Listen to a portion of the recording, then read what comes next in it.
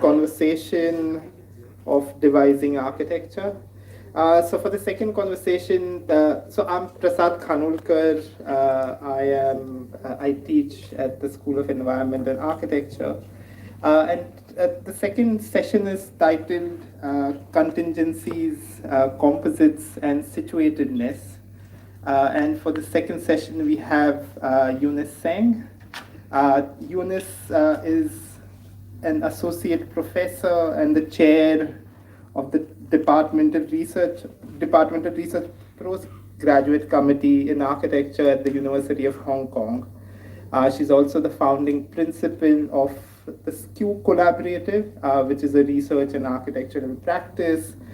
They have a very different approach to practice, which is they work across 3 geographies, that is Hong Kong, Shanghai, and Singapore.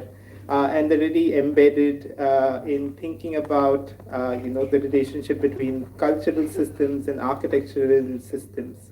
So they've been working across a range of projects where the process is very interesting, which is that they sort of work with the clients to rethink their brief, but also contextualize it within the cultural systems of the place in which they are. So the larger interest is to think about how cultural systems sort of differ across geographies, and how do we sort of work with that to think about architecture, both in terms of design but also the process. She's also a scholar, a pedagogue, and a researcher whose work is largely looking at this interaction between historical contingencies and the built environment, and something she'll talk more about today. And sort of this relationship between history and built environment in the post-war context of Southeast Asia and Asia. And by looking at these relationships, she really has a very different way of looking at buildings, which is, as these composites of histories, of, questions of labor, of questions of gender, of housing. So it's really like looking at architecture or built environment also as an archival site to think about how our histories of particularly, Asia and, histories of architectural theory come together in built forms, but also thinking about composites in terms of there are a large number of other questions that we necessarily don't talk about, which is questions of gender, labor, housing rights, and transnational connections between these different regions. So she's written and exhibited her work on these aspects at different venues. Particularly, she's the author of the book Resistant City, Histories, Maps, and the Architecture of Development, which looks at how our older understandings of modernization and urbanizations that come in the post-war context have sort of had an impact on how we understand architecture. She's also working on a current book, which is called Contingent Domesticities, which looks at mid-20th century Hong Kong buildings, particularly housing buildings, to look at history of urban and housing development and how questions of migration, exclusion, and negotiations have played a part. So besides this, she's also been working on women in architecture, particularly sort of the history of exclusion of women in this field of practice. So we have a very interesting speaker, who's both a practitioner, a scholar, and a researcher, and we're very honored to have you speak at this conference. So I'll invite Eunice onto the stage. Thank you.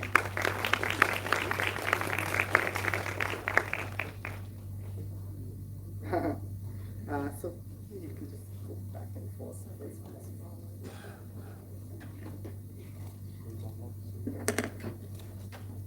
Let's see.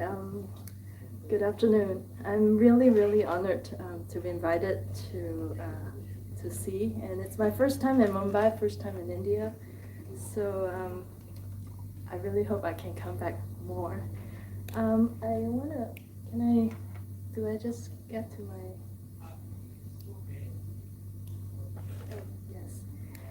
So when I was preparing for this talk, I was thinking about the last 10 years. And while you were building up a school here, I was thinking, what was I doing? And I started to, as Prasad had mentioned, my work, I physically navigate 3 cities to think and produce work. Hong Kong, where I am primarily based, Singapore, where I was born and spent 20 years of my life there, and Shanghai, where my office is physically located, and where for the first 10 years of the practice, the work is primarily in mainland China. But in the last 10 years, 3 major events have really disrupted my very entitled mobility that I thought, that I never thought about. One was the 2014 democracy movement. It's also called the Umbrella Movement in Hong Kong. The other one was 5 years later, a much more violent and aggressive version in 2019. And then 3 years of lockdown. And because of that, my practice has, I have been really forced to rethink a number of things. In particular, what other knowledge do architects need, especially when we stay where we are, when we're just in a particular situation or context? And why and how can we acquire such knowledges in situ? So I had this markup when Sandeep was talking. Perhaps I call it finding the folk. And third, and because of the context I've been working in, the major question is not how to build, but actually how to not build. And so what I'm gonna do in the next 45 minutes is to actually share with you how I've been rethinking these questions, specifically with regard to definitions on architecture and architectural practice, as well as the kind of frameworks we have inherited, and how to kind of, how do we break out of frameworks when that's the only framework we know? Or at least that was my issue. So I'm gonna share 6 stories, very interrelated stories. You could also call them projects, but I see them really mainly as interrogations, that I'll present them in the form of stories.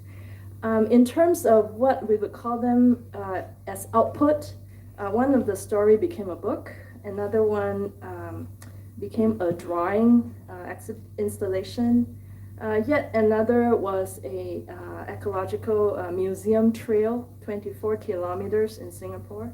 Another one is an adaptive reuse project, a school that now became a campus and social hub for foreign domestic workers in Singapore.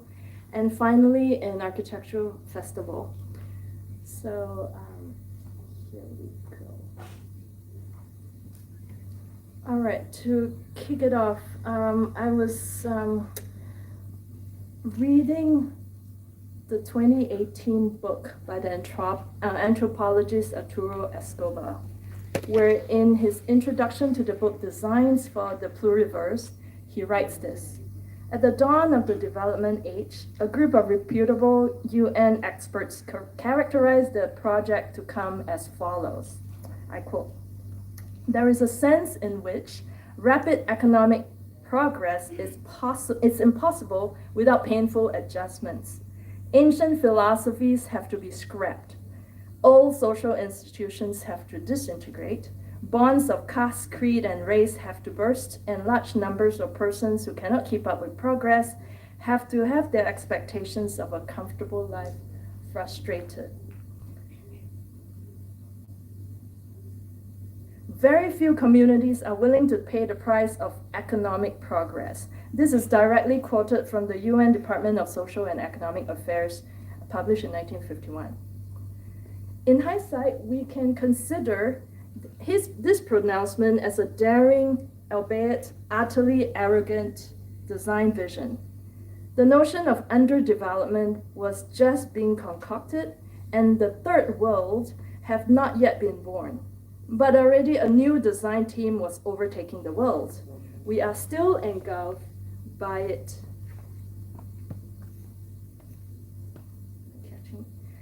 And even though for many, as for the Earth itself, the dream has increasingly turned into a nightmare. Because what the United Nations envisioned was a sweeping elimination design of its own, aimed literally at scrapping the vernacular design and endogenous practices that for centuries had nourished, as we had seen earlier, for better or worse, the lives of millions throughout the centuries. So almost overnight, a diverse range of rich and vibrant traditions were reduced to being worth literally nothing. Nondescript manifestations of an allegedly indubitable fact described as underdevelopment. Yet this dream made perfect sense to millions, including those of us who are in that category or in those societies, and was embraced by elites almost worldwide. Such was the power of this design imagination. So what the Escobar proposed in his book, we're still at his introduction, he continued to say that not only that, the discourse still holds sway, which means that now, as I speak, we still witness the newest round of self-serving debates and policy maneuvers set in place 9 years ago in 2015, and for the next 15 years, so we're still in the midst of it, under the rubric of the post-2015 development agenda, or some of us may know it's called the SDGs, and the scuffle over a new set of sustainable development indications. He quoted as Fry puts it, the world of the South has in large part been an ontological designing consequence of this Eurocentric world of the North. Therefore, Escobar argued, it is necessary to liberate design from that imagination in order to relocate it within the multiple onto-epistemic formations of the South, so as to redefine design questions, problems, and practices in ways more appropriate to the South's context. So I think this is really, I didn't realize until after the first session that this will really be a major premise for the discussions today, perhaps. But I want to take us to the context in which I operate in, which is at the moment in Hong Kong, where I have lived and worked for 15 years. So it's one of these places that defy these categories of global South or global North. If you ask anyone in Hong Kong whether they are global South or global North, no one could tell you. And so in a way, it constantly challenged this even very basic, we think, fundamental divisions of North and South. I want to start with then sharing the first story, which is the book Resistance City. The book is bracketed by the two pro-democracy events in 2014 and 2019. So the actual writing took a span of 5 years. But the book is really not about the democracy movement per se, but really what happened that I have witnessed and been complicit in, if I may say, in describing what it means to be urban and what it means to practice the urban in a city that is consistently still searching, and I think it always will, until perhaps it is handed over its identity. So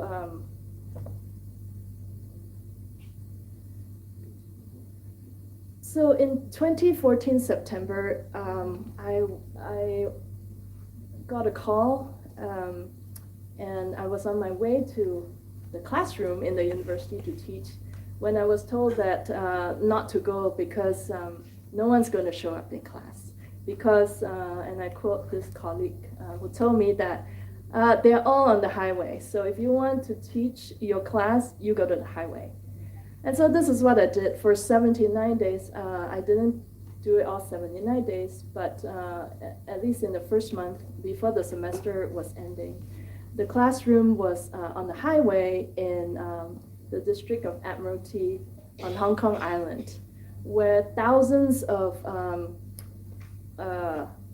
people, many were students from high school to university, camped out in either built structures, these are timber structures with cloth or tents, to stage a protest against the lack of democratic voting in Hong Kong. So this is how I started then to collect notes on the city, on Hong Kong, starting with the imagination of Hong Kong. If you have not been to Hong Kong, what would your imagination of Hong Kong be? It's typically the skyline or perhaps kung fu movies. But often these are the kind of buildings they are built, and I'm not going to name them one by one, but by all the global architects, Caesar Paley, I.M. Pei, Paul Rudolph, the ones that we know that circulate and navigate these various geographies in the world. But rarely do we bring our gaze down, all the way down to the street, where things are not happening anywhere close to how their skyline have described. And in fact, during the 79 days, this is how the major highway that cuts across the financial district to the government district in the central district of Hong Kong looked like. All were built and on in situ. What we see on the right here, because the highway has very high dividers and because it goes through different heights, there are volunteers who set up service stations to construct nothing but stairs in order to navigate the two sides of the extremely wide 8-lane highway. And on the other hand, we have the settling down of what we call domestication of the highway, where for almost 3 months, students and the rest of the protesters lived on the highway. So the intensified contestations of public space in Hong Kong, because of this event, foreground even more strongly urban inequalities that have been unattended for far too long.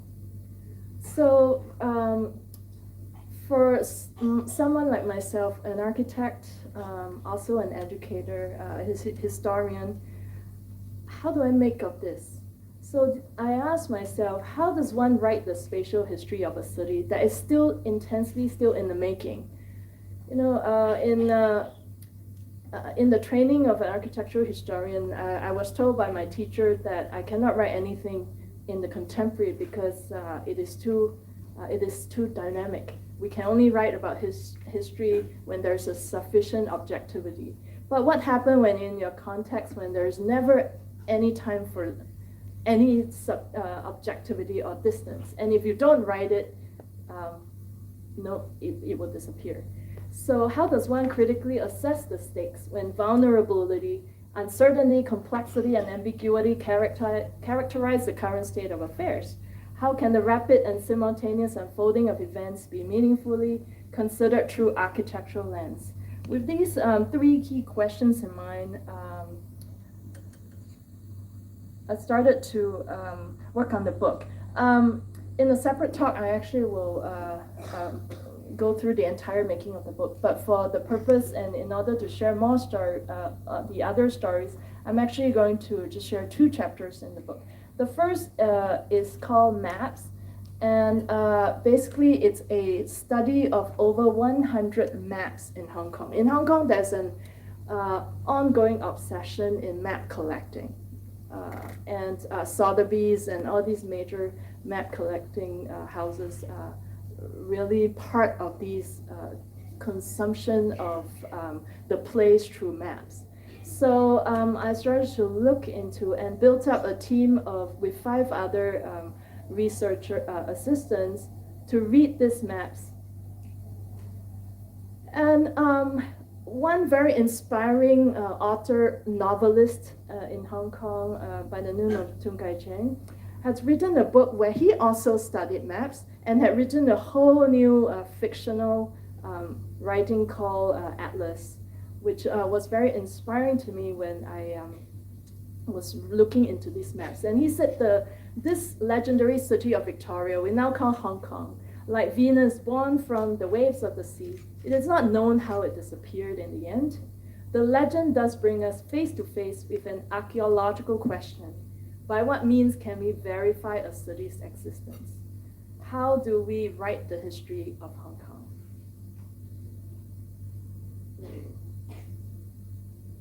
So I'm gonna, this is a video, so can I press play using it?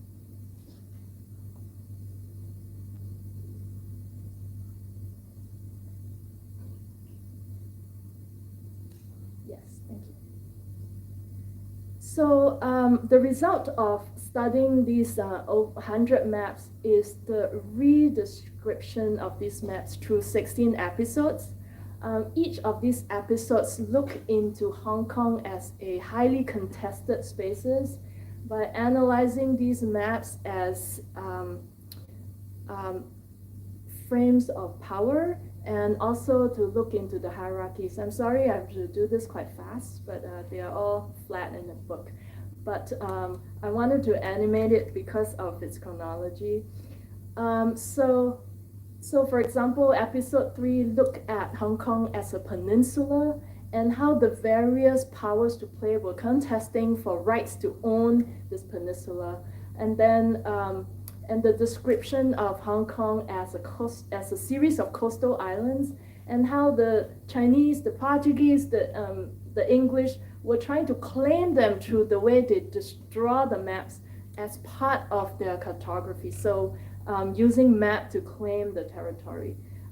Then episode 5 look at Hong Kong as a series of routes and connections, as an intersection. It's the beginning of this understanding Hong Kong as a trade route.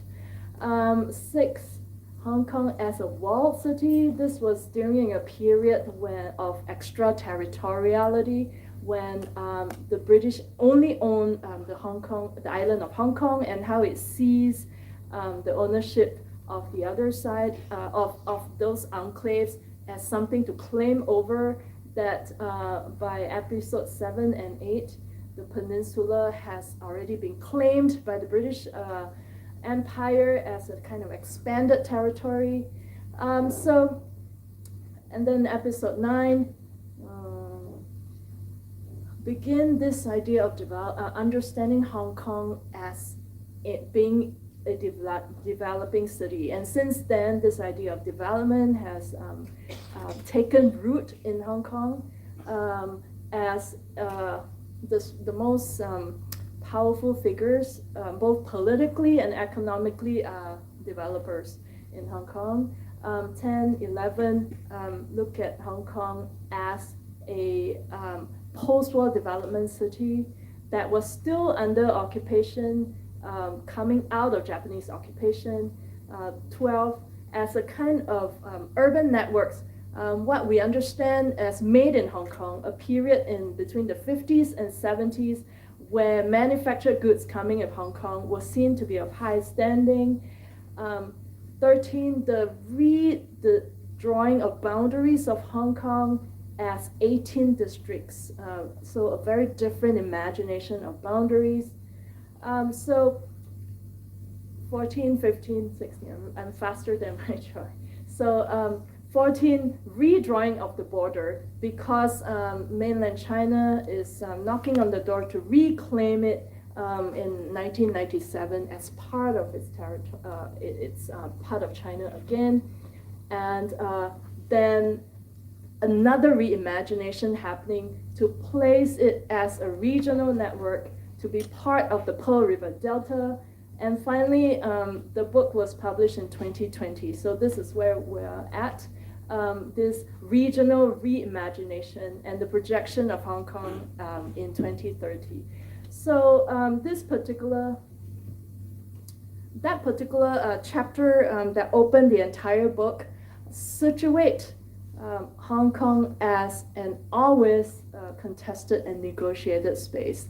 And that sets the tone for the other chapters. I'm showing you other excerpts from it. Always drawing, mapping, and understanding the powers behind every line is very crucial in this. And I've also been very privileged to work with amazing teams of students and colleagues in this analysis, because it really it's impossible to do it alone. So a number of other critical maps that are interrelated in this telling of this negotiated place called Hong Kong. So for 3 summers, we went into the coastline of Kowloon Peninsula in Hong Kong. Hong Kong is made up of Hong Kong Island, the peninsula, the New Territories, which is connected to the mainland China, and 200 over other islands. So this is just a tip of the Kowloon Peninsula, which is closest to the main Hong Kong Island. And we walked the coastline from 10 p.m. to 6 a.m. Repeatedly, and discovered that all the infrastructure that were built after the war were occupied by a very mobile, big mobile group of homeless individuals. That by 6 o'clock they disappeared. So this theme of appearance and disappearance has been picked up by many cultural theorists in Hong Kong. Later I will share a quotation from one of them. So with this same kind of lens to read or draw the city, during the Occupy movement, we too walk up and down the highway in the same way that we walk along the coastline to discover that that not only that the homeless were not only the ones using the strategy of occupying the city, but that the protesters were using the exact same strategies. But if we bring our gaze up again, what we see, I'm going to back here, this is the ground drawing, but if we again look up level 1 and above, we see that actually that's the ground spaces occupied by what you understand as the global commercial district in Hong Kong. So I'm sorry you can't read them, but they are all designed by, as I opened this, the book, the global, what we call the star architects, and the key architects that many of us know that traverse the world. So this brings me to the next story, which is the story of the composite building. So what's really interesting when I look into what is a composite building is that the composite as a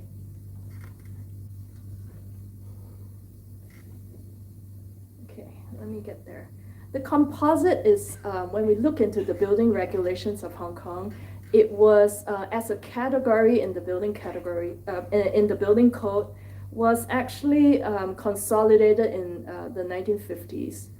But if we go back into the 19th century, into the UK, in Wales, Ireland, and later in England itself, and in London itself, the major cities in the UK, we start seeing that this term composite already existed.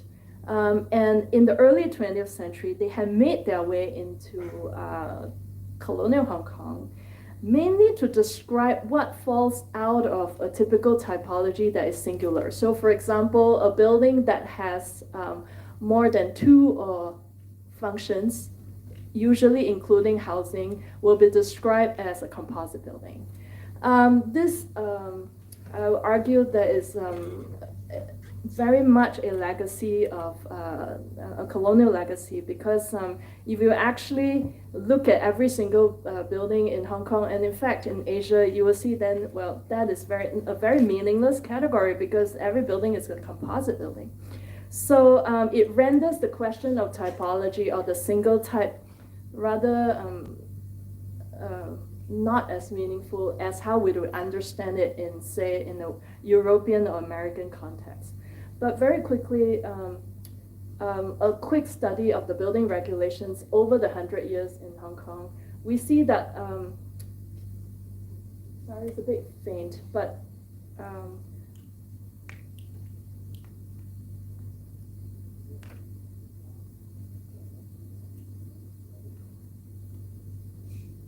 so,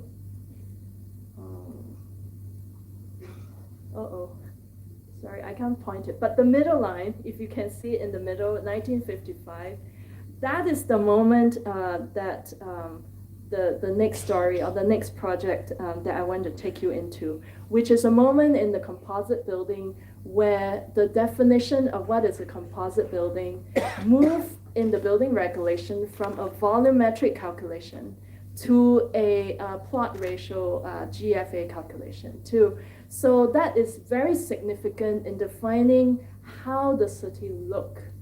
And but what is more significant is that this period of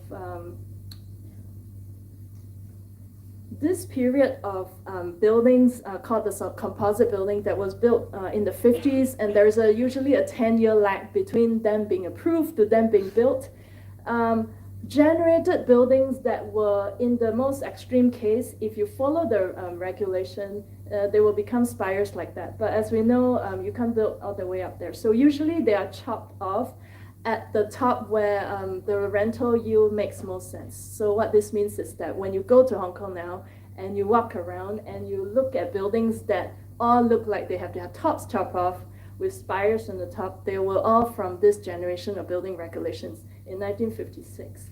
So a very quick analysis of the buildings stock in Hong Kong shows that there are over 5,000 buildings, and we're still counting, of buildings that are between 50 to 70-year-olds that were unregulated in this way, each of them housing, perhaps this is not that critical, maybe you're more used to this density, but it is really crazy. Each of this building house up to between 2 to 10,000.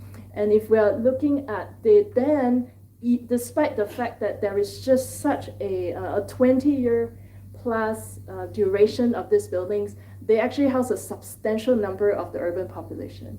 So, which means that they are very important for study.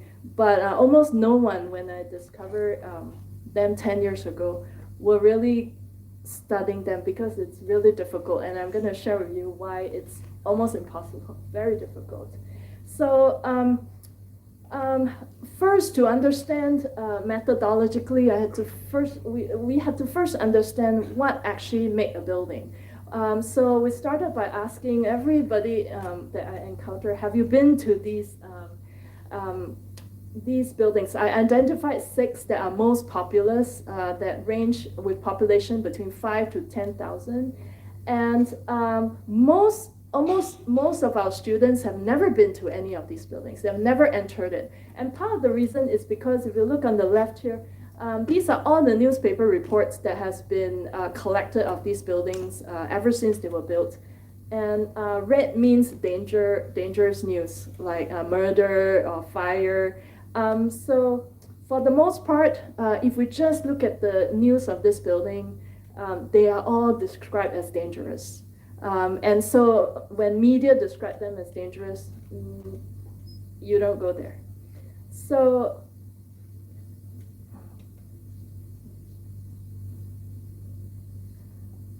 then the next level of describing is to enter the building and to understand how, where were people coming from, where were they staying.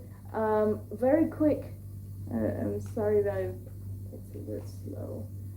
So knocking on every door, and asking, as well as studying directory of the buildings, developing methods to understand how do we write a story of these buildings when the stakeholders are really still there. So invariably, descriptions of these buildings ended up showing how networked they were, that they were very much interrelated, that the first generation of these buildings, they were working and living, they were doing everything in this building, including attending, sending their kids to school there, barbershop in there, as well as religious temples and shrines in there. So they were really, in the British understanding of it, extremely composite in nature. And to this day, most of them still are. So, so there began a very, very long 10-year process of documentation that I'm sharing a little excerpt on, that will also be the material for the next book. These ones have been published in Resistance City. The next book will focus primarily on the deep histories of each of this building. I will be looking into 6 of these buildings, which I will also share some on. So what you're seeing in an animated form is really our research into these buildings, and to understand actually where they're coming from. Each of this building, as with the maps, the story of the maps that we saw earlier, were all contested buildings, meaning that they are coming to being, they are even, making was very much a negotiated one. So in fact, most of them were not even intended to be built in the form they were. How do I know this? Is because as was also earlier said in the conversation, we were digging into all the building construction drawings and realizing that most of them were not intended. So for example, this one during the 60s was as part of the 1967 labor riots, were an emergency triage hospital, and but it was meant to be a hotel, and later on it became a housing project. So the very coming into being of how they now became composite housing projects were not what they were intended to be in the beginning. So I think I'm showing you, I think this is the last one. This particular one is 8 blocks that has become very much the, I would say, the subject of local film industry. And I've just received report a few months ago that it's under threat to be demolished. So for the many years that I was researching this building, I was quite confident that they were not going to be demolished, because it's just impossible to get the approval of more than 80% of the owners to agree to development. So, and that's the regulation in Hong Kong. However, policies have changed, and the government can now introduce a district redevelopment that will then encompass these individual buildings, and they could actually have authority over the individual building owners, individual unit owners agreements. So that is really the spirit of the book. If there's a chance, I'd love to share more of the content, but those 2 chapters in the book. What really is the endeavor of the book is to recapitulate the histories and architecture of places, small and big places in Hong Kong, and to excavate the historical intersections of architecture and the city. So to this end, each chapter looks at a particular architectural artifact. So we start with the map, and then the drawing. Chapter 2 looks at a film, and chapter 4 looks at composite buildings, etc. And each of these artifacts attests to the heterogeneity, as the congenital condition of Hong Kong's modernity. So Resistance City describes Hong Kong, that's the endeavor, describes this very oddball city in Asia. Description then is a method which I continue, and the practice of describing the city as contested space and place, it reappears. So in skill, we believe that in training ourselves how to describe something, because in the description of something, we foreground what has been excluded and what have been made to disappear, namely by development. So this is really for the students in particular, but all the different techniques that was deployed, from observing to really listening very closely, to reading, and by reading I mean not only reading text, but reading everything that is can be read, that's in the visual realm, writing, thinking, translating is very important, especially even though there are not as many languages in Hong Kong as here, but still there are multiple languages that had to be negotiated in each of these building and spaces that we navigate. Mapping, drawing. So I realized then in Resistance City that to give two chapters, one in writing the history and the other one in visualizing the history, was really insufficient. So so it's becoming a book, the composite itself. And this is from a rooftop of one of these buildings. I'm going to share this this next story of one building that was conceived in the 60s and built in the 70s. Through the story of an island. So you see the island over there. I think the pointer's not working anymore, but that island over there.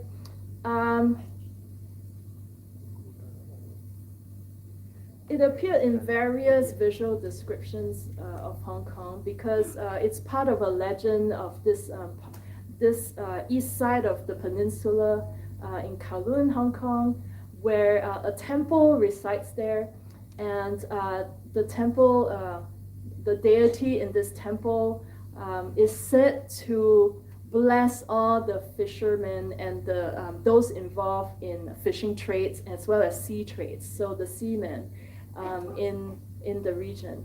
And so, so it has significance in the cultural realm. However, I'm telling you the story of the disappearance of this island. So sometime in the late 50s, a drawing emerged that essentially proposes to expand the lot close to this island, but yet not touching the island. If you can see, there's a little line, a jetty, that allows you still to get onto the island. But very soon it became kind of, as we look into the development of this area, we start realizing that the coast is expanding and growing out into the island.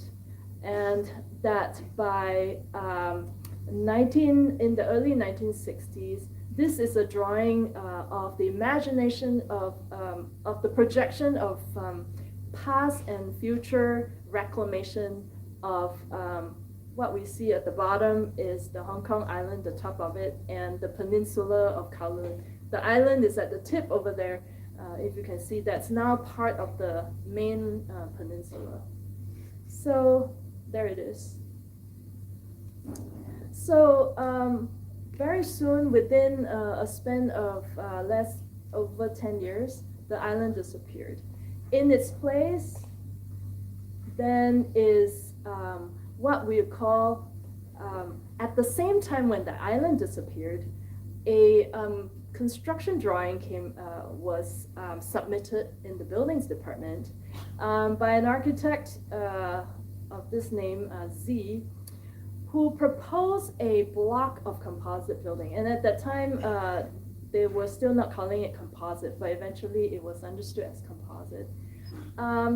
That then basically renders what used to be an island into a park. So we see at the back there, that's the building, and in the front, that become an appendage to the new building development. So there was a lot of buzz in the 60s and early 70s about how the island grew into a park, and there were many pilgrimages that were done to celebrate this rock, which nobody used to talk about, and suddenly it became a very sacred, called the Fishtail Rock. The temple was quietly moved to another place inland, and the celebration then became less about the temple, but about this granite piece of rock, which you can still go visit today. It's called the Fishtail Rock because apparently it looks like a fishtail. And so this was also the period that the building authority, the colonial building authority, began to be more articulate to describe what actually is composite. So an example of a list like this will list everything, the kind of functions that will go inside that could be permissible. And what is very weird to me is things like gas stations are also permissible, and they are all categorized under residential. So within the remit of what constitute composite, anything that's related to not just housing or residential, but the extension of everyday life would be permissible as composite. So to kind of visualize, these were the 6 buildings that we enter and treat the building both as an archival site and as a field. What does it mean when a building becomes an archive and it's also a field? Off the record, I've been barred from 2 of them, blacklisted by the security because of apparently my inappropriate activities. They're talking to people and documenting, but I will share what I managed to off the record. So these, I'm just gonna share just one. And this particular one, which takes the site just 1 block north of the island that became the park. Why did I start with the disappearing island is because this building wouldn't have been possible if the park didn't, if the island did not disappear and did not become the park, because it's a trade-off for development, reclamation. So over 4,000 people live in this, and if I search only English newspapers, there's actually no trace of the buying and selling of this. But the minute we enter into the Chinese media, we start seeing many advertisements offering this building as a solution to multiple crises that was happening in Hong Kong at the time, including the water shortage crisis, including being able to move from working to middle class. It imbued many aspirations in one single project. To the left is the owner of this building, and they used to be a factory that produced enamelware. And this is their first and last composite and housing project in Hong Kong. After that, the factory moved and relocated the majority of their businesses to Africa. And so this is a moment of much mobility in Hong Kong. And at the same time, the other crisis, the social crisis, of how a building like this, that's the building after rehabilitation in 2009, and how it is now a darling of Hollywood. So from Transformers to Ghost in the Shell to you name it, any Hollywood film that want to present a high density, chaotic Asia, this will be one site. And this is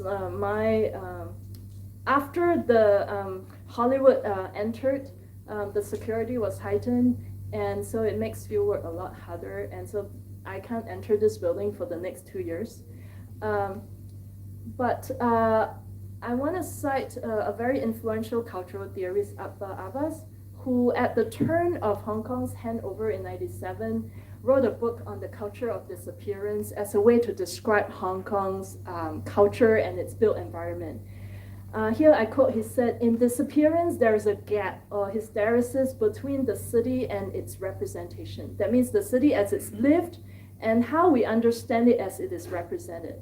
That is to say, between the city's erratic historical fortunes, what I've described earlier as a kind of negotiated one, and the attempts to explain its itinerary in terms of available models like modernization, dependency, and development. So the way Hong Kong has been made to appear in many representations, including the latest iteration of Hollywood, in fact works to make it disappear. So what Abbas is saying is that always in its representation, Hong Kong as it is lived is gradually erased or disappear. But I did manage to understand why is a building that was intended for 2,000 people became housed by 5,000 within a city that is supposedly very regulated. So these what my team and I managed to figure out the kind of intense subdivision and multiple subletting that was occurring since the day it was built. And this for a researcher that looks at status quo materials, it's really hard to find them. However, if we actually follow a real estate agent to enter this building and to understand what are the kind of spaces within them that can be rented, then a very different visualization of the building appears. Another manner of understanding them elevationally, so this is an excerpt of this building. I think you can see why I was barred, because the neighbors were really kind of concerned that I was prying, but we were really trying to understand all the traces that constitute the building. So, and in the process of redrawing them and categorizing them, and recategorizing them. Sorry, it's kind of faint. We trace them back to all the industries in the district that have mostly been displaced or relocated, because this district where the building stood and where the island that became park has become primarily a middle class composite buildings and residential district. So all the things that made up, that we could find, actually can be traced back to the industries that used to produce, that used to be in the neighborhood. So by studying the traces and the artifacts that were littered in the corridor, some of them have been there a long time. We talked to 2 antique dealers who told us that many of the original residents are still there, and so are their things. So if we zoom out and understand the mobility of Hong Kong and those who were operating during the period of that development, when the island became park, we realized that it's a global narrative. That this is a map of that building being in the center and its owner having its operations all over Hong Kong, in Africa, in the US, and in various parts of the world. And the sort of movement of these industries. And so they have only built one composite building in Hong Kong, but have built an entire town in Africa, which I hope to visit to document next. So to kind of end this particular story, this is how it looks like, the archive, that they are all the stories that a building is a part of. I'm just zooming into kind of, so what we've seen is only the story of Block A, but the building has 4 blocks. Hence you understand perhaps why I had to write a whole book on the building, because I just can't do it in one chapter. So in order to, so arguably, in order to understand and write the history of a building, we have to really let go of, or as I speak for our team, we have to let go of all our training of looking at it from strictly I'm going to use Sandeep's, the architectural, the classical lens, but to actually look at it from multiple lenses. And this brings us to the third and final session on situatedness. I kind of begin Resistance City with the global architects that were defining Hong Kong. But the minute we bring our eyes down to the ground, we realize that architectural practice, education, knowledge is incredibly situated. But situations are dynamic. And so that is what I'm sharing, the kind of how do you actually describe situations through architectural projects, design, research.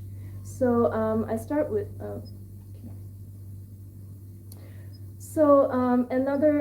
it seems like we were for a number of years on the roll when it comes to reading maps.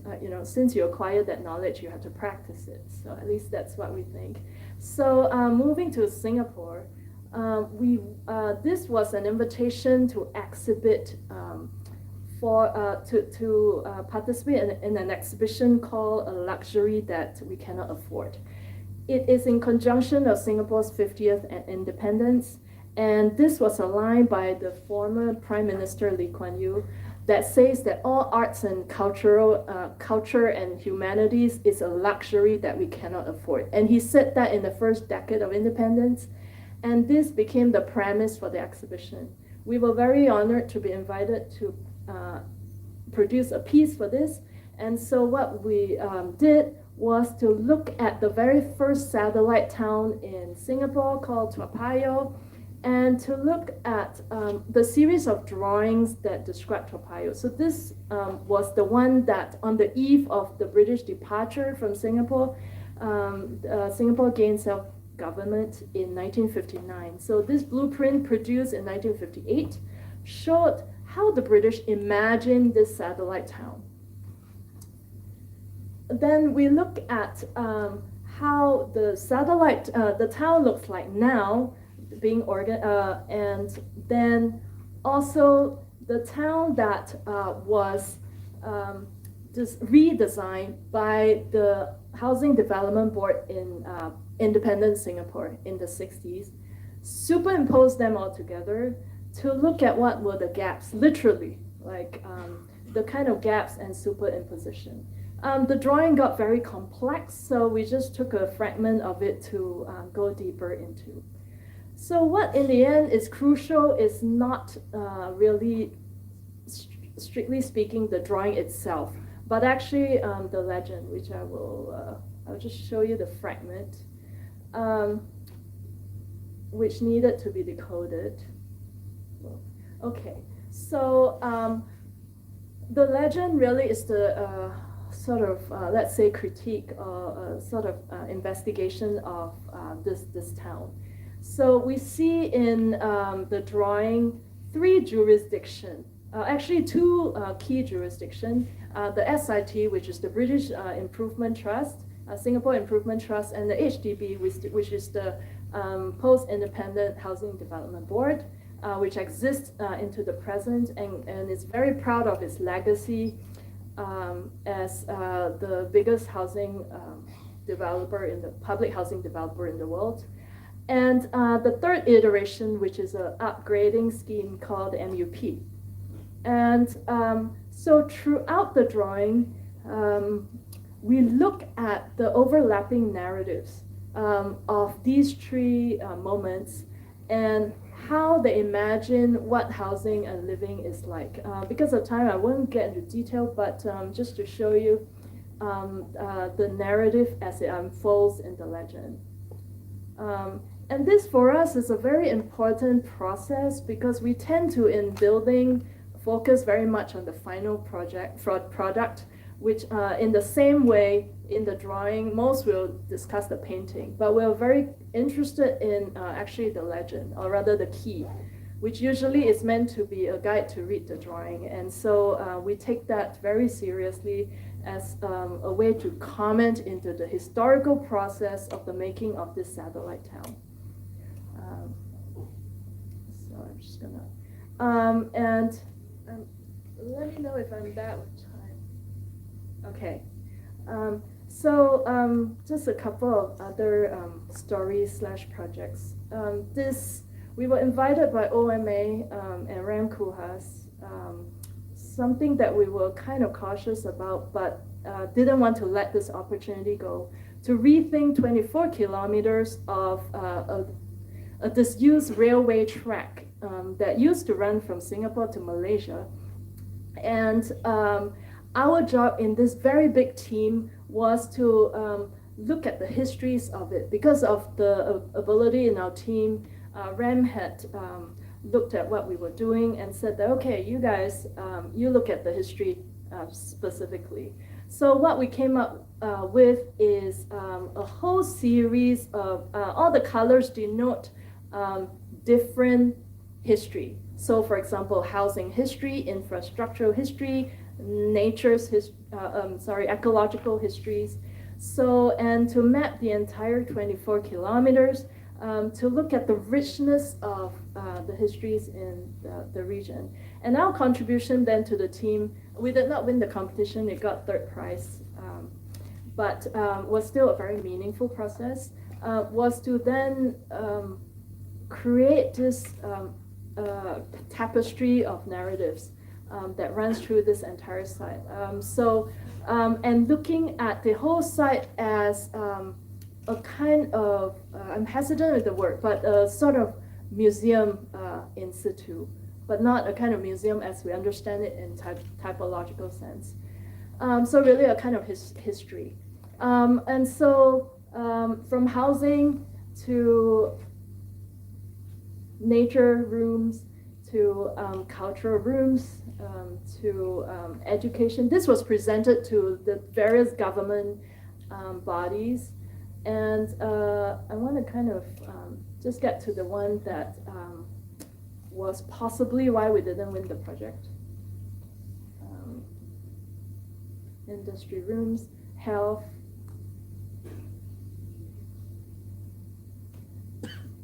authority. So we had found that along this stretch, there were also stories of squatting, histories of squatting, murders, suicides, prostitutions, and all these things that do not fit into a national history. But we felt that it's important to not be selective in the historicizing of it. So we presented this, and it got very controversial. I want to say that it's probably not the only reason why we didn't win this, but it could be one of them. And so second to last, as we built up during the, just shortly before the pandemic lockdown, we decided that it's really important to continue this momentum of working in the specific situation to then kind of rethink, again, I go back to my first premise of how not to build. Due to an increasingly critical situation of aging in Singapore, many schools have been shut down, and there's been invitation by the government to invite architects, NGOs, and any bodies who wish to rethink these building stock of schools.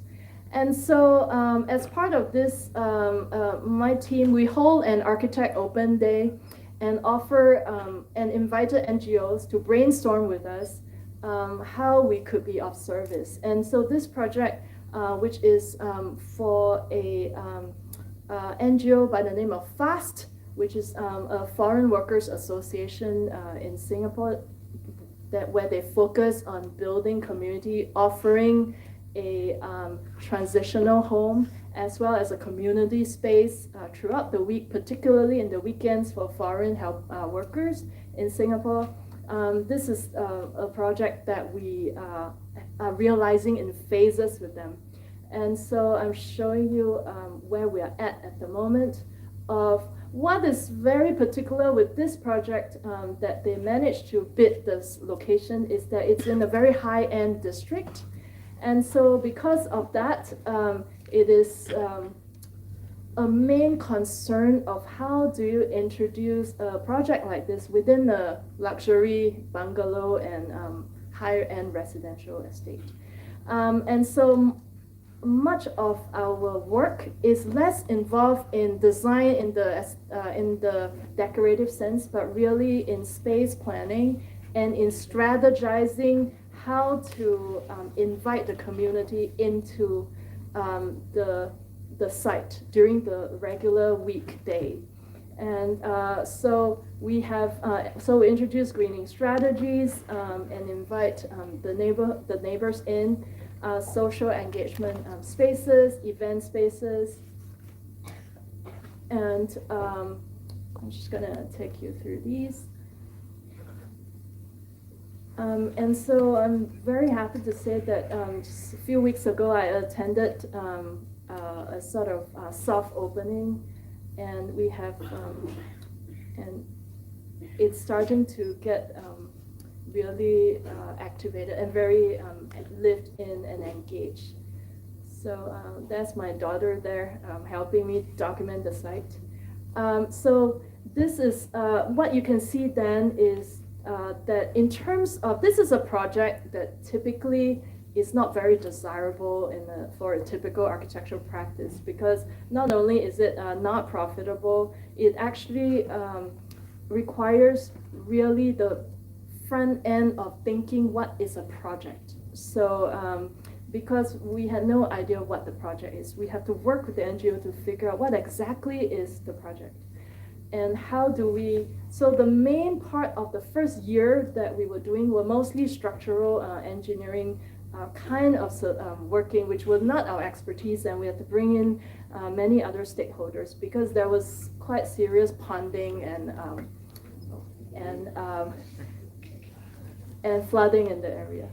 So I want to end, because it's a 10-year anniversary, with a celebration that I was extremely privileged to be invited to direct. And that's the Architectural Festival in Singapore that was meant to be a stakeholding exercise. So we theme it building agency as a, let's just say a building being a verb, and a double verb, because so how do we build agency as architects and architectural practitioners?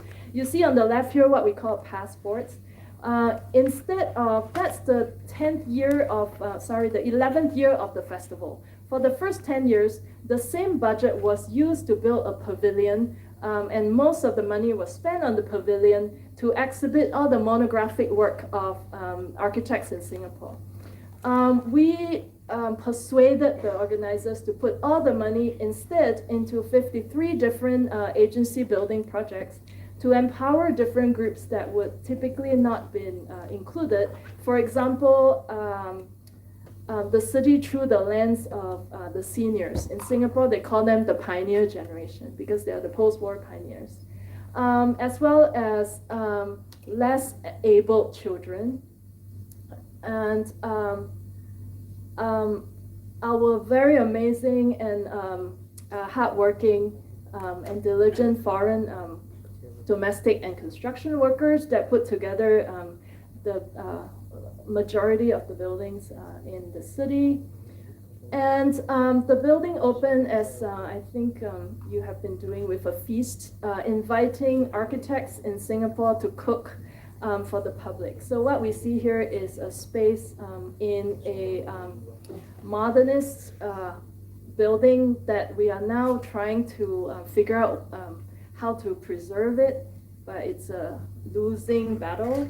The space offered in the building to invite the public, so to speak, to join a feast cooked by architects. So building agency really involves a practice, and practice means we have to do it continuously, day in, day out. It requires us to be analytical, and to also cultivate understanding and empathy. I want to end with this because I think it's also in the spirit of the day that we don't really, in the cities that I practice in, see much of the so-called folk anymore. But in the scaffolding industry in Hong Kong, we have a group of very, very skilled artisans.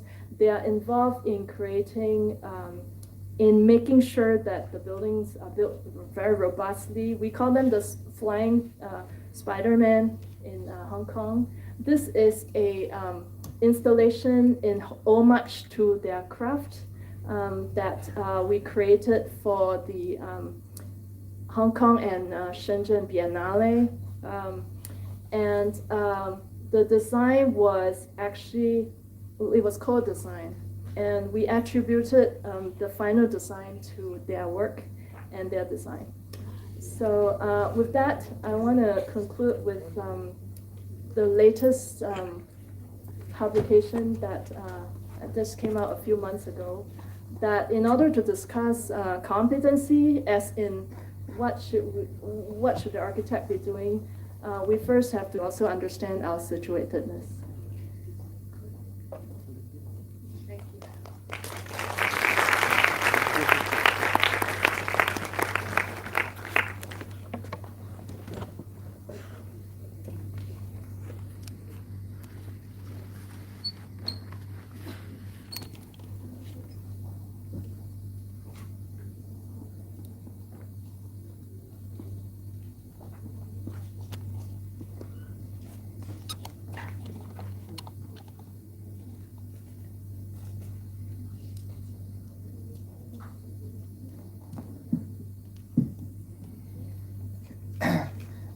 Thanks, Eunice.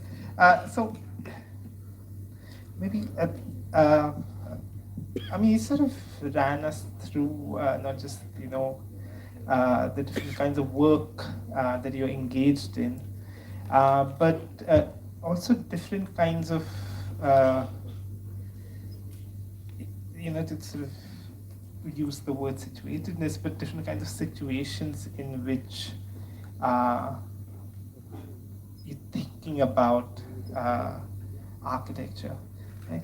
And maybe we'd start with a provocation, which is, I think, was also part of the slides, which is, so there is a sense of, like we started, which is the thinking about the pluriversal, which is, sort of moving away from the older large ideas of modernization and urbanization, but thinking about other logics of space and practice. Right? But in each of the situations, which is the composite buildings with the fake for the architect, but also where do you see the architect in the sense of particularly the composite buildings, which is largely a process of archiving, but these are spaces with the rich histories. So how do you sort of, for yourself, how do you see yourself across these different situations that you've been working with? Thank you for that question. I think that's a really important one. There are two things with regard to these composite buildings. One is a heritage question. Because they are of a particular moment that describe a kind of a place that is made by migration. So almost everyone who lived there come from someplace that mostly not from Hong Kong. And so beyond just the typological fact, because they're really a kind of archival dinosaurs, we call them, is the fact that there's a whole history of migration that needs to be written, that which is why I had to kind of talk to understand their lives and where they're coming from. The other one is a even more critical one for the practitioners. There's really no space to build in Hong Kong anymore. And this, of course, is also a rhetoric, because actually Hong Kong has a lot of space, but they are occupied by what they call the naturalistic, and there is a rule that you can't do that. But even that came from the 19th century division of what is urban and what is the country in Hong Kong, to the point where now that's all preserved. And so the buildable land, there's really no architect who graduate can really find new buildable land. So it's really critical to actually figure out what do we do with this incredible amount of building stock available. It is very unsustainable the way it has redevelopment has been happening. So I actually went to the demolition party of a hotel that was really beautifully designed from 1973. And the reason for its demolition is due to the fact that they calculated that it would be better as an office building. But it's not even because of the GFA. In the end, they built something 5 stories higher. It's not significant. However, they couldn't use the hotel for rental office space. So they demolished this very beautiful modernist building. And so, but this is a real crisis. And so we don't have a toolkit to teach ourselves what to do with buildings like this. So we are complicit in the demolition projects. So it's very critical to kind of understand how to not demolish and how to make a case for that. So our team is in the middle of making that case and being opportunistic whenever a project comes along to demonstrate it through design. So that's where we're at. Okay. The second part of the question, I mean, this was to do with, it's a question that you seem to be struggling with too, which is about how do you write, a spatial history of something that is in movement. And one of the things, the Akbar Abbas book, which is also about films, particularly the Wong Kar-wai films, which is about this city that has sort of always been in a transition. And I think that's true of most of the cities. And there's something very specific about architecture, which is, working with form, where you do have to, give it a form. In the sense of, like the last project that he showed, the Fast Hub, which is that it's, to create a space for movement, you have to give it some kind of a store form, just, hold it.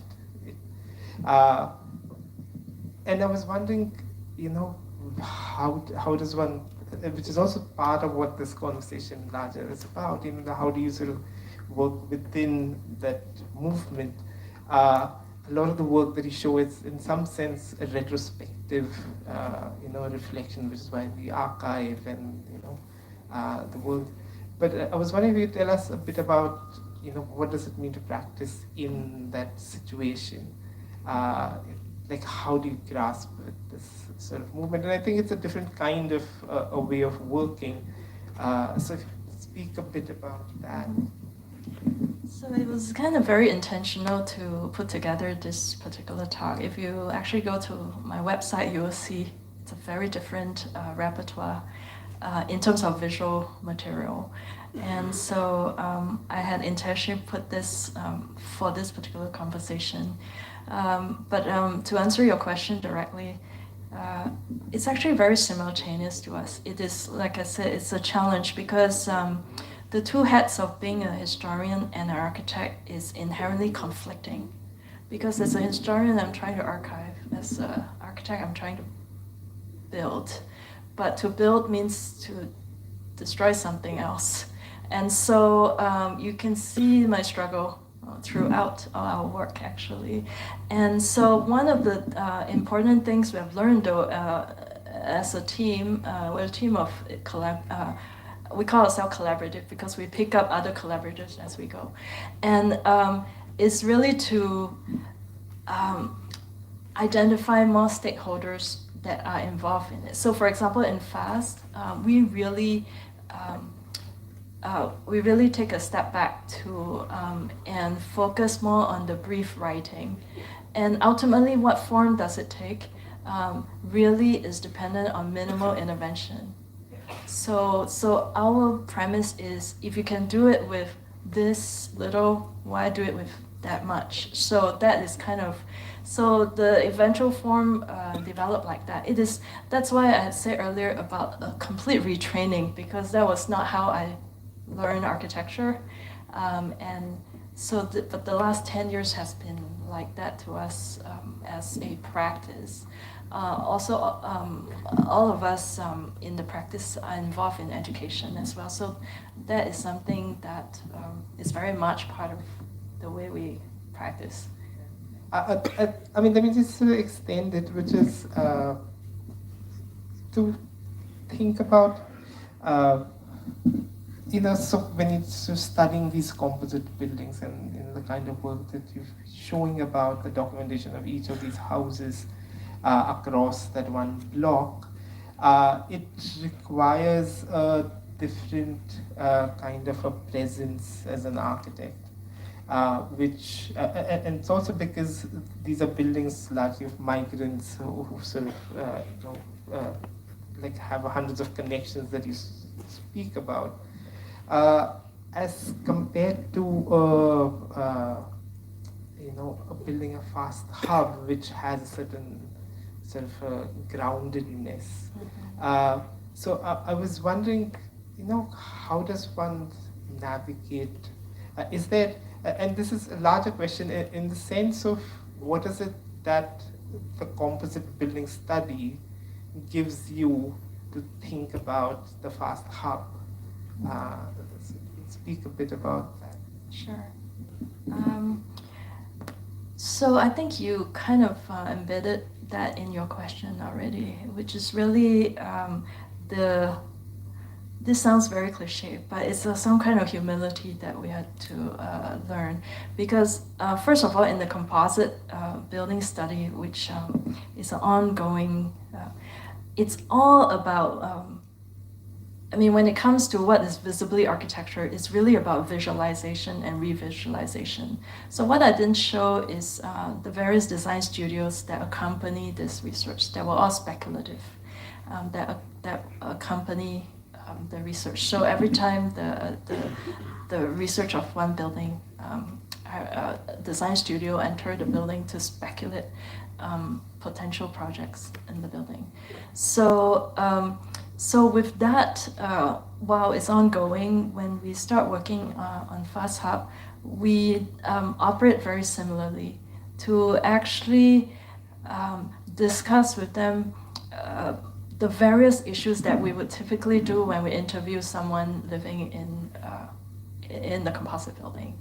So writing the brief entails discussing hour by hour how they will imagine moving through it, for example, and thinking of it through differently. We look at maps together of the area of how this school became the way it is, and what does it mean to give back to that community where nobody actually wanted it to be there.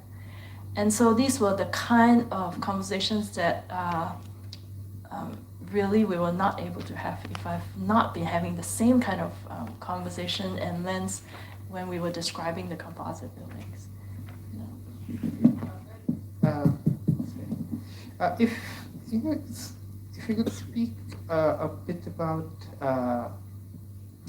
that, like you start with the idea of contingencies, which is like that a lot of the work that you've been doing is about how historical contingencies of particularly in Hong Kong, which has always been between China and its colonization by the British. So it's never been in that sense settled, because it's always known that it's so it has that sense of uncertainty, right? And a lot of these contingencies that people live with in cities, and a lot of people, do depend on this uncertainty, is that one doesn't know if it's going to happen or not. And is there something, like, what are the kind of architecture operations that, in a composite building that sort of emerge out of this contingency, but also the uncertainty of it might not happen? And as against the later part of the work, which is, has a certain certainty of, That's because we moved to Singapore. Right. So, which is why there are two different contexts, right? So it's also how does one, and I think, Mumbai, Bombay particularly, has that sense of not knowing when you're working. And is that the difference in the sense of the context sort of shapes the kind of, surely the architecture practice that you can have? But so when there's uncertainty, how do you sort of think of architectural practice in a place like, because you've been working in Shanghai and Hong Kong and Singapore, which are three different kind of places. So, like for an architecture practice, like where does this uncertainty, like what does it allow for, but also, what it doesn't allow for? I think what it allows for is actually a very expanded version of an architect. So, and I'm very glad that many of our students embrace that. So, for example, next week I'm visiting a student who practice architecture on weekends and run a ceramic studio on the weekday, the rest of the week. And in part because if you look at the buildings in Hong Kong, almost none are built, like I said earlier, it's really kind of, there's no space for a independent or a small practice to build. So unless you join a bigger established office, which many do, and you could still continue the kind of iconic making, which I opened the book with, and that pro-development icon making is still there. But however, they are now middle, and if you go closer to the ground and even underground, these kind of expanded practices. So for us, we really understand that the training of an architect can no longer be just to build a building in the forms that we understand. We actually have to teach extremes adaptability, which explains why we have to teach them how to deal with all the skills we know. So, and our skills are mostly visual and technical, and they're all operational. So down to like how to use a plan to do more than what it can do.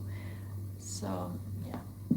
I mean, is that, again, this is something to do with, not just how do we teach architecture, but also the language in which we communicate, but also the language in which we sort of think, which is particularly the drawings of the composite buildings. And something that, Sandeep's work was talking about, like the whole embroidery of records, right? So, although, think about a pluriverse, right? What are the, some of the ideas of thinking, or the mediums of thinking, particularly within architecture, that need reworking, right? Because the composite buildings, and I'll go back to that because it's something very resonates with Mumbai, particularly the inner city around here. But also the hotel, I think, where you're staying in the building opposite it is one of those kinds of buildings. So it requires something that we've been struggling at sea, but also in our own work for a while, which is, what is the language of thinking about it, and how does that sort of allow one to, open up a different, or what you say, an expansive sense of what architects can do. Right. So we're very cautious of like the new because it presupposes an old, and which falls back into some kind of binarism that that is just very hard to get out of. So one of the things is really focusing on the multiple. So for every project, whether it's a research project, I develop a practice in such a weird way that the kinds of clients or people who come to us are all very different, like not very conventional for the most part. And so, but one of the things and the reason why, and one of the things that we maintain is to always focus on the multiple. That means always seeking out. The first thing we do is always to look at status quo and what status quo is doing. So if status quo doesn't include a certain group or so on, then let's figure out why. And that's always a starting point. So always starting with like questioning that status quo. So for example, for composite, I had to focus, I spent a lot of time in the building regulations department just to understand how to define each thing, like how to define a balcony, how these are defined, and how the definition have changed, because that's very important to understand the formal repercussions of these. Then we can intervene. So in the end, for example, one of the projects we realized we only have 0.5 meters of intervention allowed based on the regulation, and that's the only space we can experiment, something like that. But I mean, the idea of composite, like as I see it in your work, which is although it's a formal term in the regulation, it almost like the building almost sort of moves away from it to talk about like histories of migration and different kinds of uses and negotiations and fights and all kinds of things that are happening in the building, where the form sort of almost disappears. And I mean, it's still there, but it's, and I was wondering, and this is to do with the particular choice of the language, which is why I asked the question, is to think about a world beyond the colonial logics. Also requires in some sense sort of reworking the architecture tools, and so like the composite building, like in that sense of almost ask us not look at the form in that sense, but although it is sort of the structure on which a lot of it is built, it's almost like the building talks about other things. It's almost like a creature that has other kinds of histories, right? And my question was more towards that: how does architecture have that capacity to sort of expand itself to do that beyond the questions of the sections and the plans and the elevations?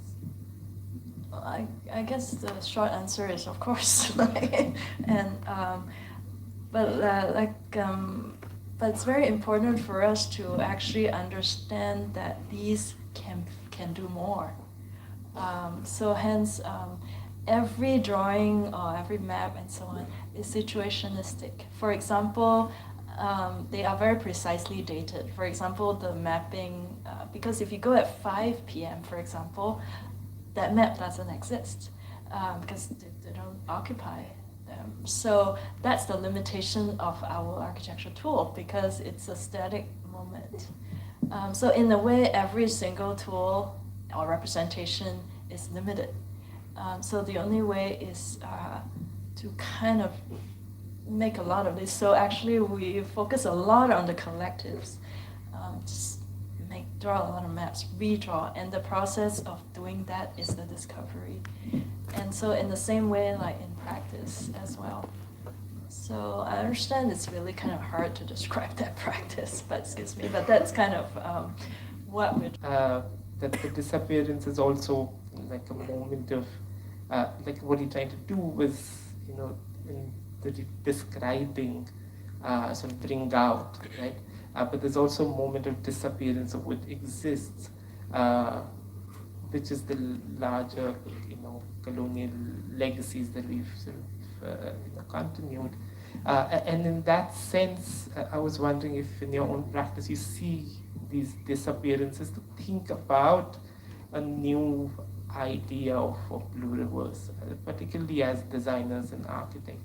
Like, what is it that architecture holds on to that has started disappearing in your practice as you do this work?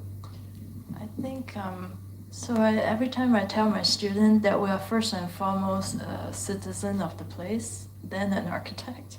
So I think that's the first premise, because an architect is a label, but we live as someone, in this case, I've been a resident of Hong Kong for 15 years. I'm first and foremost a resident of Hong Kong, then I'm an architect. So with that, that inherently will really kind of drive a certain kind of practice. It makes it very difficult to teach studio, actually. So I remain more an exception rather than norm, I have to say, in my institution. But nevertheless, I think it's starting to gain traction. So now I run a series in the department called Reading Architecture, and every month we read one artifact together as a community. So next month, for example, we're reading a plan. No, it's sort of interesting just I'm not open it up for everyone to speak, but for me it was just interesting the way sort of, the situation in which, like, it starts off from, being a teacher in a protest to sort of being an archivist to being sort of someone who works in exhibitions, but also, a large projects. So I think the context and like the role of the architect is very much contingent upon the context and the situations that one finds, and it's sort of interesting to think about. I'll open it up to the audience to ask questions.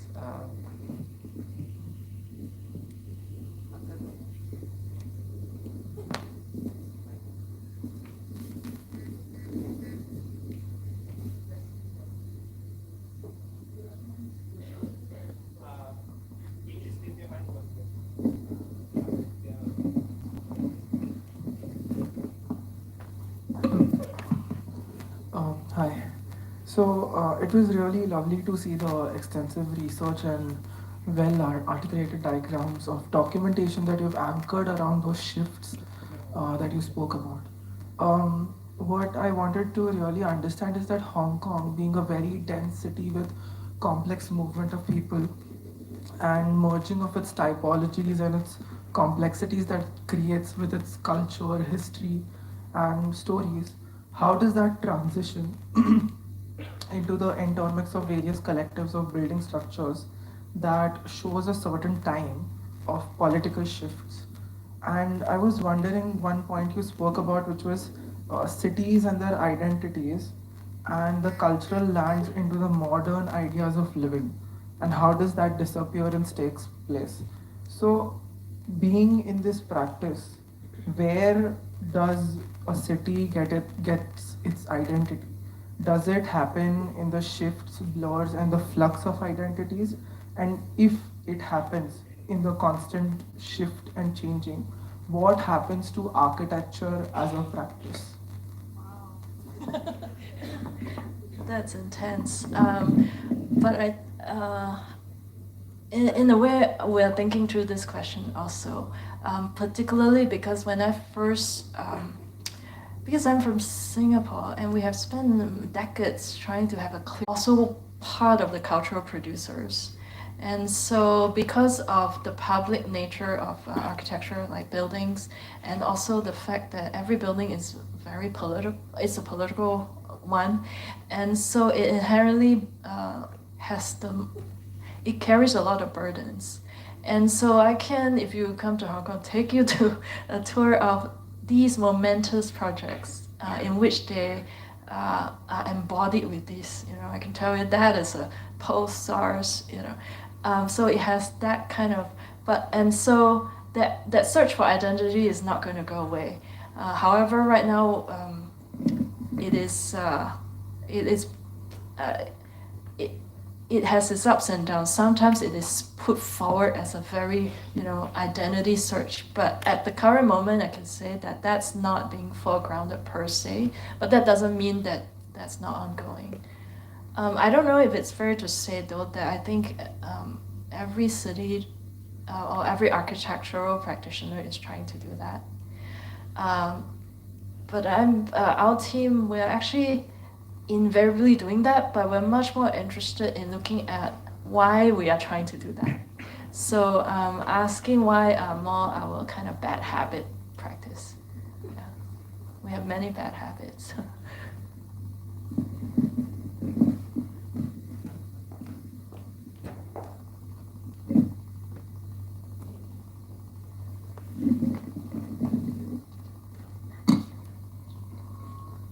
Hello, hi.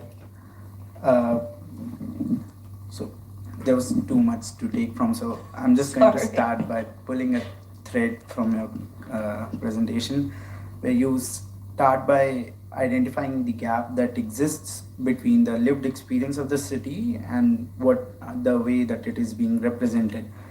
But then mapping as a technique, map as a tool, and drawing itself as a method of understanding and re-articulating the understanding of the city is becomes an act of bridging this gap layer by layer, where you also at points use fiction and imaginations, reimaginations, and metaphors as a key to reread the layers of this city. But then, and in the process with the project that you spoke, where the long stretch that you had identified, there was this huge number of narratives that you have identified, and those narratives become, I mean, those actually become the reading of the lived experience of that place. My query actually lies there itself, where once as a practitioner you identify those narratives you have, it's safe to assume that yes, now I know what the lived experience of that space is. What is the next step? Where does the act or the agency of a spatial practitioner lie? Because, or rather, I'll just phrase a different question. How does one hold on to this sheer number? Because the sheer number of the narratives that you identified was daunting enough. I mean, how does one hold on to, or what does an architect even do? Because it felt a bit contradictory, where, I mean, you started with the phrase "how to not build," and I mean, I'm just wondering that, then what do we just identify, and what next? That what next is something I'm curious about. So I have a bad habit of also kind of understand a question, the person who asked the question. But so it goes back to an assumption you're making, which is that this in itself is not a practice, but it actually leads to architecture. But but we don't see it that way per se. It goes back to the question of the new definitions and frameworks. Of course, I have the privilege of being enabled by an institution to allow me to do some of this work. And that is a privilege not to take for granted. But because of that, and also having a practice, and I could be able to do this work. So maybe not a very satisfactory answer would be that in itself is a practice. What it allows us to do is then I now get to also be on the same table with housing authorities. So recently I was just in a panel discussion with 2 housing authorities to be able to then have that kind of conversation, which typically, before I wouldn't be able to. I'll be an architect waiting for the project. But because of how we've been practicing in more recent years, it allows us to be on a table with authorities, urban development authorities, housing authorities, developers, to actually talk about something that's more important, rather than being an architect who inherited the brief to roll out the project. So I actually see, for example, that piece in itself is the practice. It's not going to lead to a design project in the conventional sense, but what it leads to is actually design project that may or may not be executed by us, because it's okay. There are many architects out there who can do, but it's more important to actually be more in the front line, earlier on at the table, I think, on the line, because the project begins with someone having an idea for a project, and then it goes. So the question is, where do you want to put yourself in that line? And so for us, we want to be in different parts of the line. That's it. Thanks, Eunice. Of course, Hong Kong is everybody's favorite. As urbanists, it's my favorite city also. And thank you for taking us through this nice, thick descriptions of of various slices. And I think one thing which we carry from here is how a tool kind of settles, like cartography takes 100 years to settle as a legitimate form of thinking about cities, and so if the tool takes so much time, and then it is backed by institutions and state to kind of hold it and stuff like that, so for it to become a legitimate form of understanding cities and a kind of authority to kind of think about cities. I'm also kind of thinking about the WhatsApp histories that are getting circulated in their lives, and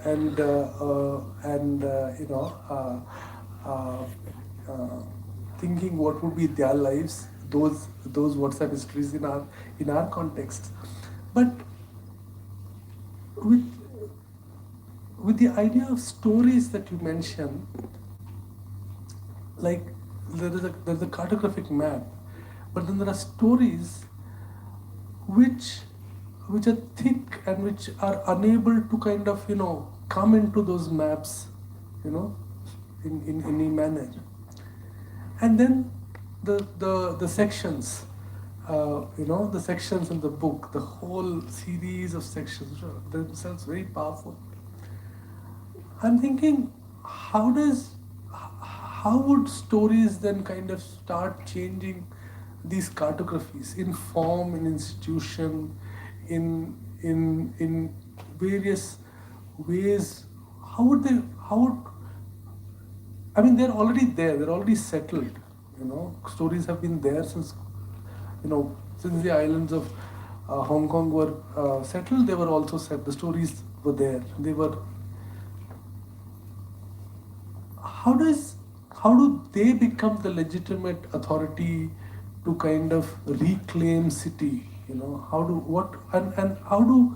architects then, or any planners or urbanists, kind of start mobilizing them, beyond advocacy and beyond as form to kind of to intervene, to kind of change spatiality, etc.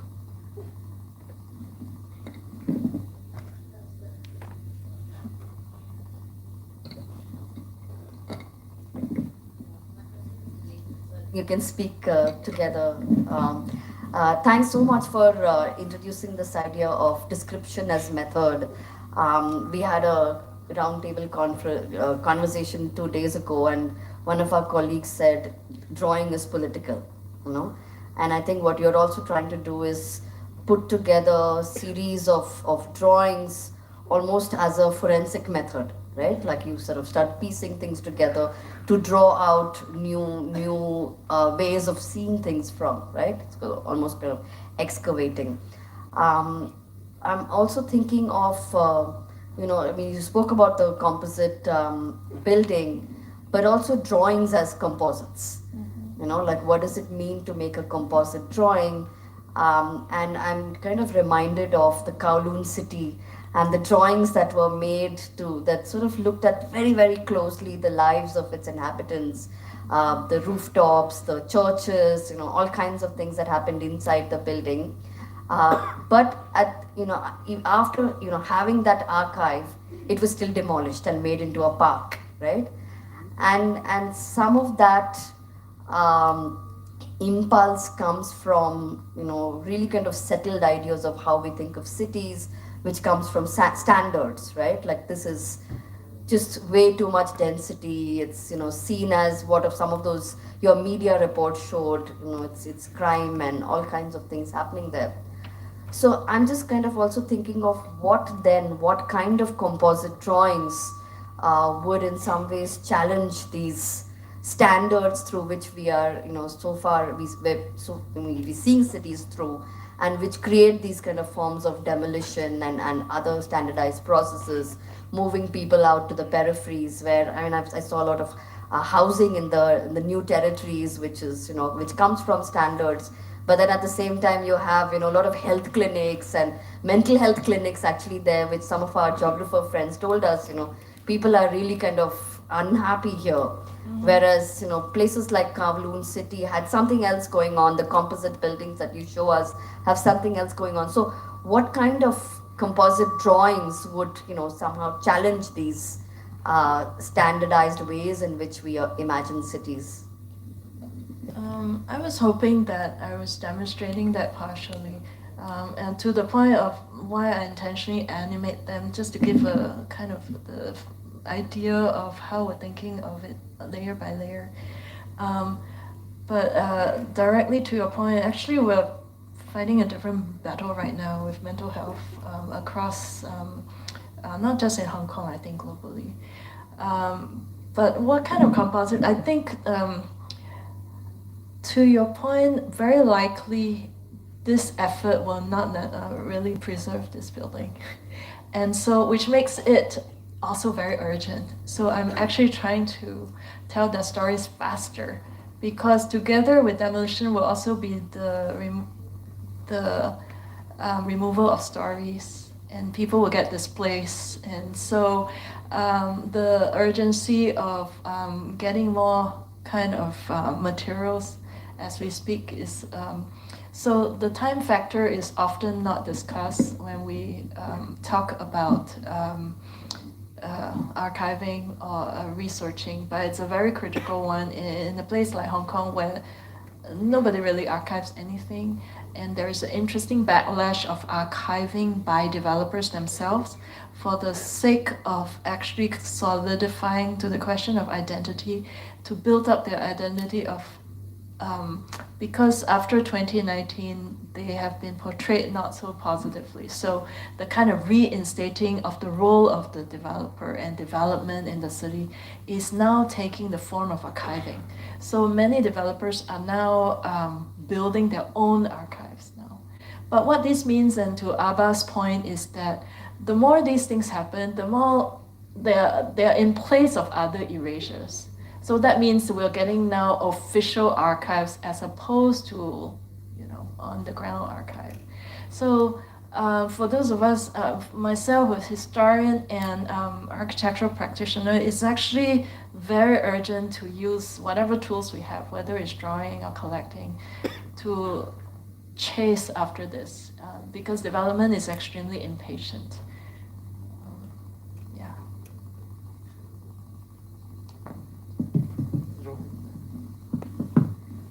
Hi Eunice, thank you for your presentation. It was wonderful to kind of see the richness of life, spaces, and dense histories in Hong Kong. The question that emerged for me from your presentation, and probably you might have framed it in a different way. You started off with showing us excerpts from Designs for the Pluralists, and then your work traverses through Hong Kong and then Singapore. I read that first part as one provocation, and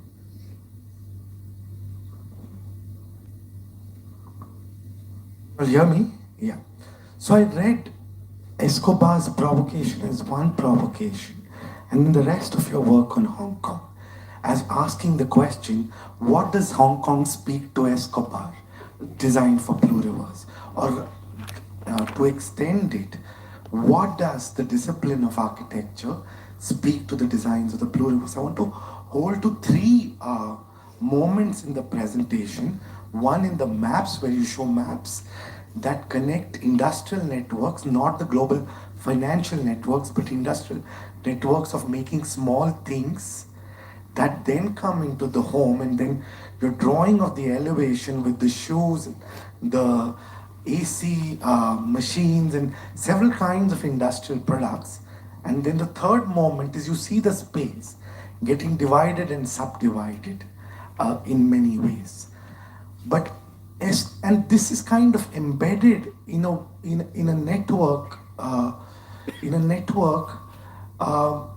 which may not be a radical break from what Escobar talks about, in the sense that his critique is to developmentalism, or the idea of development as it was framed post World War II, and he says that we need to kind of move and break, have a radical break from it. But over here, the Blue Rivers emerges not in a radical break from what it is trying to critique. So in that sense, it's a comment, but also you could kind of build on it if you see it in the same way, that the Blue Rivers does not emerge in a radical break as Escobar would kind of try to present in his work, but emerges in these moments which have kind of emerged from your drawings.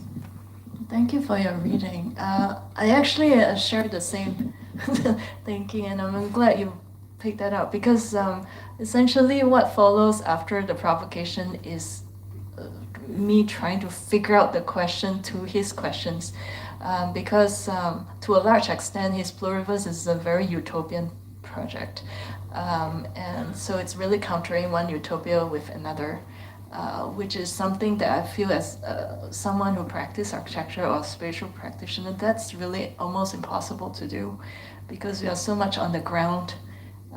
So the minute we do that, we are within the framework of development already. So then what we can do is actually ask questions to that status quo, that development status quo. And hence, many of the things we've been discussing has been really kind of attempts to, poke at it. We'll take a last questions.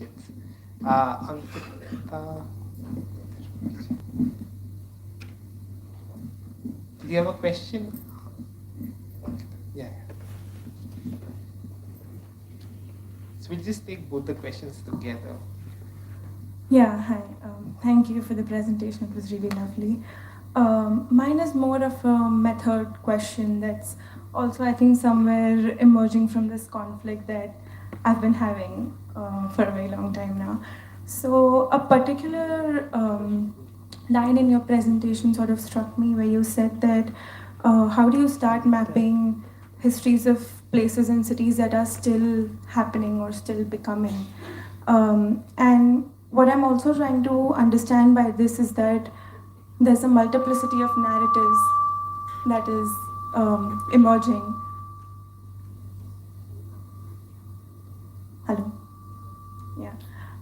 So there's a multiplicity of narratives that are emerging, and these are not just emerging in terms of like the people or the places that we are trying to map, but we as urban practitioners or architects or even people who are archiving these histories are also becoming a part of these histories as we are creating or writing them. So I think one part of the question is coming from how do we sort of remain cognizant and careful about what we are archiving, or even sort of what we are saying in these times, because through my experience, what I'm also understanding is a lot of history is trying to be captured only through, say, physical forms or buildings, and many of the narratives get washed out or eliminated. So one part of the question is how do we remain cognizant of this role that we're playing? And the other is that a lot of it also involves us switching between many roles. say, since you're archiving, but the work that you're doing is, I would also look at it a lot as something that an activist would do. So how do you sort of remain careful about when you're switching these roles, or how are you, at what point are you intervening, or when are you choosing not to intervene? Yeah. Thanks.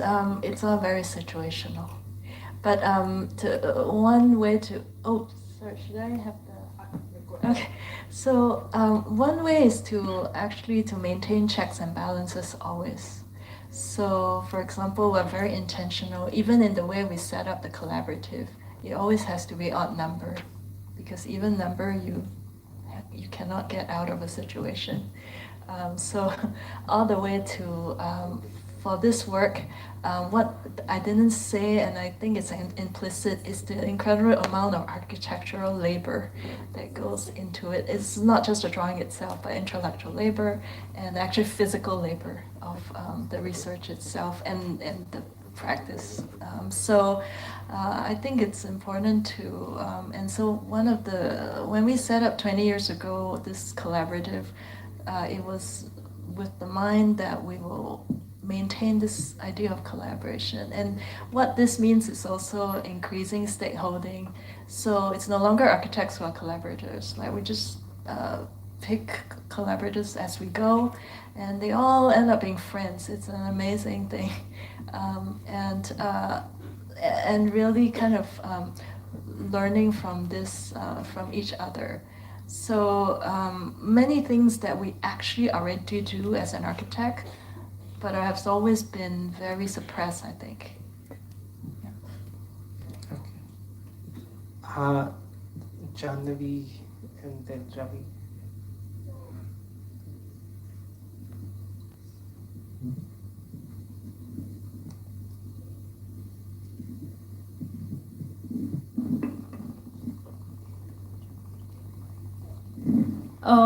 So you mentioned that your response comes from being a resident of Hong Kong first and then as an architect. So my question is that if you were to intervene in a city where you've spent a shorter period of time, what would be the methodology for the research and intervention that you would take? Can you just pass the mic also to Ravi?